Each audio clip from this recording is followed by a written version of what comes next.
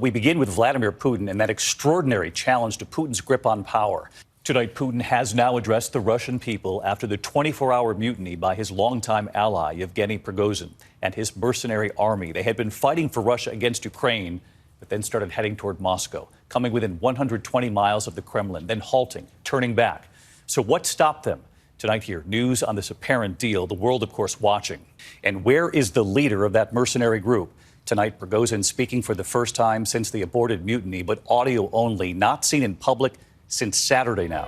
Prigozhin's forces were cheered as heroes as they headed back to their headquarters after they stood down. Russians taking photos of a smiling Prigozhin. Again tonight, his whereabouts still unknown. What is also not known, what comes next. And tonight we have learned the White House has now been in touch with Russia. ABC's chief foreign correspondent Ian Pannell leading us off inside Ukraine tonight.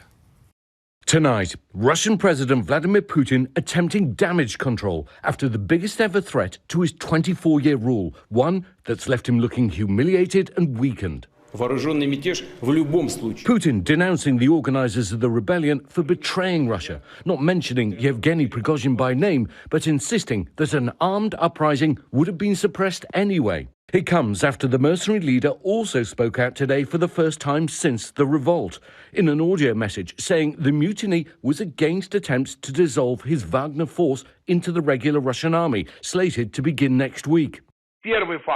Claiming he stopped the advance short of Moscow to avoid shedding Russian blood, and that his forces went as a protest and not to overthrow the Putin government. It all began late Friday evening, when Prigozhin suddenly announces his troops are crossing the border back into Russia in a march against military leaders. By Saturday morning, Prigozhin says his fighters have taken key military headquarters and an airfield in the city of Rostov-on-Don. Attacked by Russian aircraft, Wagner troops reportedly bring down 6 helicopters and 1 fighter jet. But overall, the resistance is slight and his men march north towards Moscow. An angry Vladimir Putin addressing the nation then, saying he's been stabbed in the back, warning of civil war. By nightfall, the mutineers are now about 120 miles from Moscow, where defenses are being hastily thrown up. Moscow's mayor even urging residents to stay indoors. Then Prigozhin suddenly orders a surprise halt after the leader of Belarus, Alexander Lukashenko, emerges to broker a deal. Prigozhin and his men, given an amnesty, are cheered by locals like conquering heroes as they start to withdraw. Making his first public comments today, President Biden saying the U.S. was coordinating with key allies throughout the crisis. We're going to keep assessing the fallout of this weekend's events and the implications for Russia and Ukraine. But it's still too early to reach a definitive conclusion about where this is going.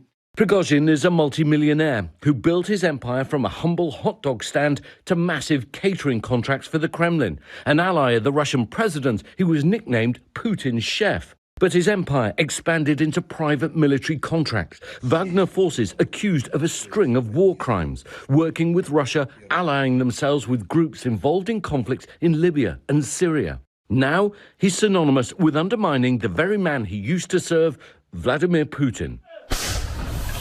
Ukraine trying to seize on the instability within Russia to press their counter-offensive on multiple fronts, claiming to make more modest gains today. Well, this has been really something to witness. Ian Pannell right there inside Ukraine for us again tonight. And Ian, is there any word where Yevgeny Prigozhin is tonight and what may happen to him and what may happen to his forces? Yeah, I mean, David, we know that he was offered amnesty and the chance to go to Belarus, but that audio recording you talked about doesn't give any clues as to his whereabouts now. His fighters have 3 choices. Return to camp, which some appear to have done, but now agree to be part of the Russian army, return home, or also go to Belarus. So really, we wait to learn more, but it seems unlikely that we've heard or seen the last of either Yevgeny Prigozhin or those Wagner fighters.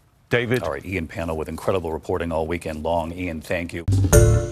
Hi, everyone. George Stephanopoulos here. Thanks for checking out the ABC News YouTube channel. If you'd like to get more videos, show highlights, and watch live event coverage, click on the right over here to subscribe to our channel. And don't forget to download the ABC News app for breaking news alerts. Thanks for watching.